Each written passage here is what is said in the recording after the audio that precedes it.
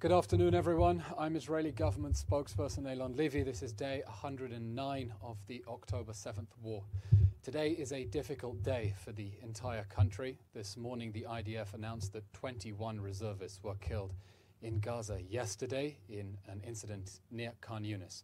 In total, the IDF death toll has gone up by a total of 24 since yesterday's briefing, taking the total number of Israeli soldiers killed since the start of the October 7th massacre to 556. The entire country grieves with the families of Sergeant Major Reserves Matan Lazar, age 32, Sergeant First Class Reserves Israel Sokol, 24, Sergeant Major Reserves Rafael Elias Mosheov, 33, Sergeant Major Reserves Barak Chaim Ben Valid, 33, Sergeant First Class Reserves Sidrik Garin, 23, Sergeant First Class Reserves Nicholas Berger, 22, Master Sergeant Reserves Yoav Levy, 29, Sergeant First Class Reserves Yoval Lopez, 27, Sergeant First Class Reserves Elkanah Yehuda Sfez, 25, Sergeant Major Reserves Sergei Gontmaher, 37, Sergeant First Class Reserves Hadar Kapeluk, 23, Sergeant Major Reserves Zegea Daniel Kasau, 38, Sergeant Major Reserves Shai Biton Hayun, 40, Sergeant Major Reserves Adam Bismuth, 35, Sergeant Major Reserves Itamar Tal, 32, Sergeant First Class Reserves Ahmed Abu Latif, 26, Captain Reserves Ariel Mordechai Wolfstahl, 28, Master Sergeant Reserves Elkanah Wiesel, 35, Captain Reserves Nir Binyamin, 29, Sergeant First Class Reserves Sagi Idan, 24, Sergeant Major Reserves Mark Kononovich, 35, and separately from that incident with the 21 reservists also, Captain Eyal Mevorach Twito, 22, Major Eli Levy, 24, and Major David Nati Alfasi, 27. 24 soldiers, 21 reservists, all with ordinary lives and jobs and families on the morning of the October 7th massacre, leaving behind widows, orphans, bereaved parents and broken families. The IDF updated this morning the reservists were killed in an operation to dismantle terror infrastructure in southeastern Gaza near Khan Yunis, adjacent to the Gaza-Israel border, just 600 meters away.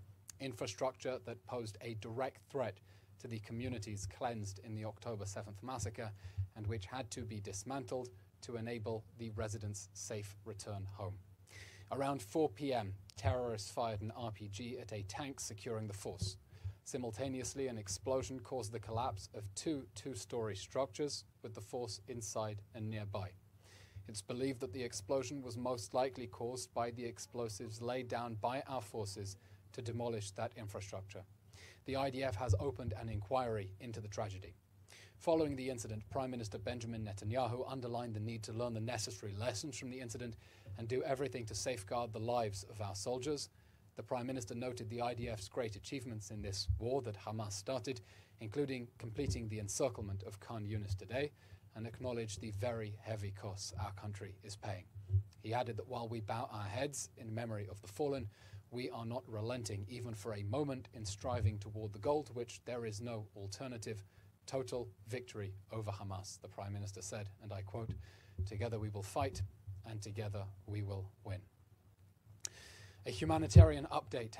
Yesterday, the 10,000th truck of humanitarian aid entered Gaza since the start of the October 7 massacre. That's 213 trucks going in, 92 via security checks at Nitzana and then Rafah, and 121 via Kerem Shalom.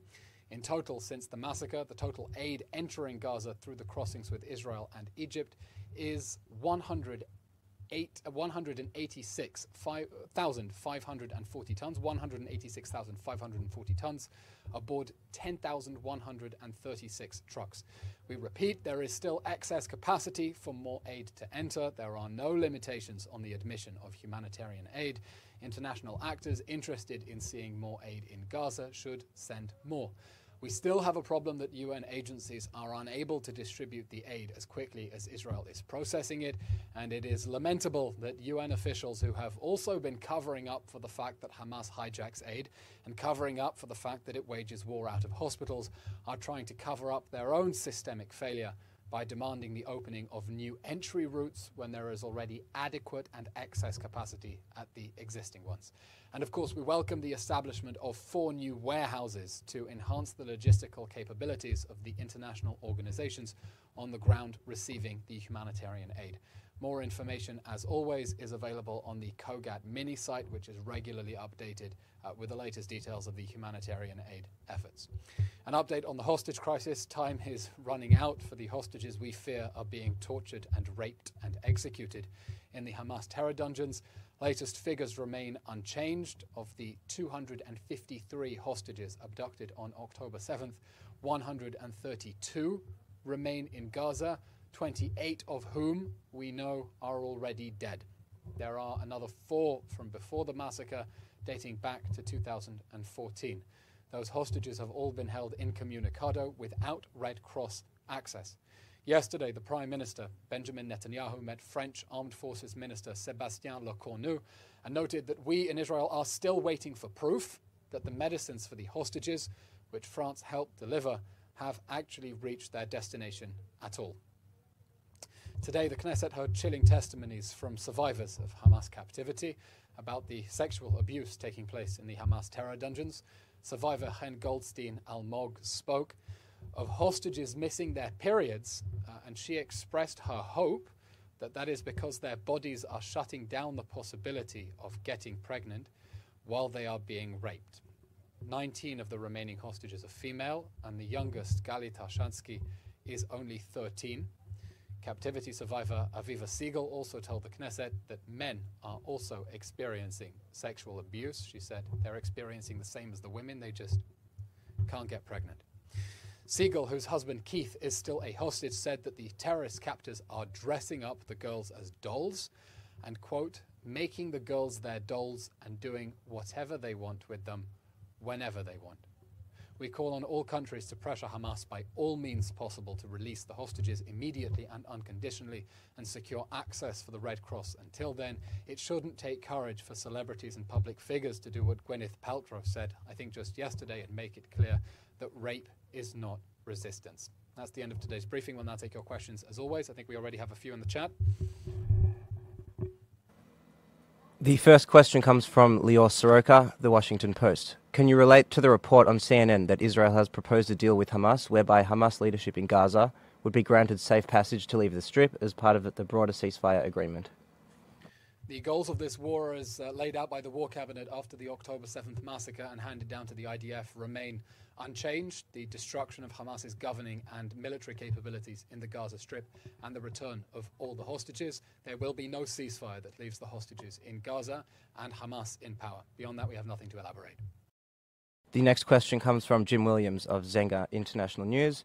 Is there any response to the EU calling for a proposed peace conference to discuss what to do post-war and the EU's insistence on the establishment of a Palestinian state? And as a follow-up, do you have a reaction to the US and UK multiple attacks on the Iranian proxies in Yemen in hopes of protecting commercial shipping in the Red Sea? First of all, I'll address the question about the Houthi pirate threat. As we've been saying since the beginning of their attacks on international shipping, this is a global threat, and it's correct that the response should be global. We also note the remarks by the British noting the direct involvement of Iran in funding and arming and providing support for the Houthi attacks on global trade. And it's important, of course, people understand those attacks in the context of the Iranian imperial project in the Middle East. As for the question about the European Union, at the moment we are focusing on destroying Hamas. And whatever people's positions within Israel about how to achieve a secure peace with the Palestinians, everyone understands that that simply cannot happen with Hamas still on the ground, and there needs to be a serious process of de-radicalization in order to make sure that we do not end up repeating this cycle of violence. Now, the Prime Minister has made his position clear. He objects to the establishment of a Palestinian state that would serve as an existential threat to Israel, especially in the wake of the October 7 massacre, now that we understand the true extent of the threat that we are facing potentially. I can elaborate more on the Prime Minister's thinking in that regard. which is that anyone, even supporters of Palestinian statehood, when asked what that means, whether they support the Palestinians having an army or military capabilities, flatly reject that. The Prime Minister's position is that Palestinians should have all the powers to govern themselves and none of the powers to threaten Israel. Would statehood mean that Palestinians could have joint military exercises with Hezbollah or a mutual defense treaty with Iran or import North Korean weapons? Obviously, these statements are absurd, but these are long-term questions that we are going to have to discuss after the war, the question of how we achieve a secure peace with our neighbors, a peace that will require a serious push towards de-radicalization on the other side. And for now, we are focused and united on destroying Hamas and bringing the hostages home. Joel Pollak from Breitbart News asks, can you comment on the emotional impact of such a huge loss? Does it make the Israeli public question the cost of the war, or does it make the Israeli public more determined to press ahead to victory? The emotional cost of waking up to such horrific news is, of course, intense. Israel is a very small country, and that means that everyone in the country is now discovering how they are related or connected to those 24 soldiers through multiple degrees of separation. But the people in Israel understand very clearly why we are fighting this war, which is not a war of choice. It is a war that Hamas declared on us on October 7th with the massacre, and the bloodiest massacre of Jews since the Holocaust, with an armed invasion by air, land and sea, an attack that they are threatening us, that they want to do again and again, and an attack that all of our allies, as they understood on October 8th, they understand that Hamas will not stop until it is stopped. And that is why we continue fighting to dismantle Hamas's military and governing capabilities and bring back the hostages. Because otherwise, if we return to the lines of October 6th, it will only be a matter of time until Hamas perpetrates another massacre again. Everyone understands the Hamas army of terror exists for the sake of war, and therefore for the sake of peace, it must go.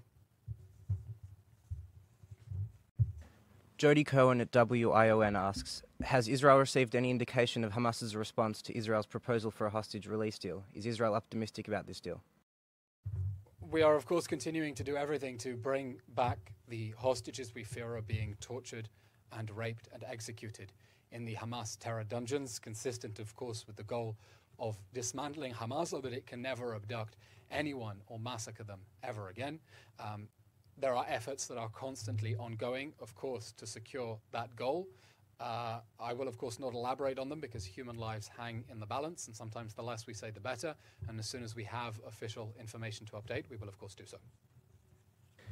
Dr. Abby Corob asks, Eylon, do we have any updates pertaining to the medications for our hostages? Have they been delivered?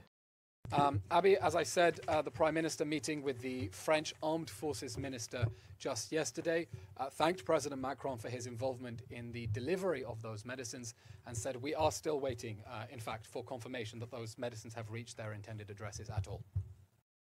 Paul Adams of the BBC asks, this is obviously the worst loss of IDF lives since the start of the ground operation. Do you happen to know when was the last time the IDF lost as many soldiers as this in a single incident? Not off the top of my head, but we can look into that and circle back to you if you contact us separately. Not off the top of my head. Okay, that's all. Thank you very much, everyone, and keep safe. Thank you.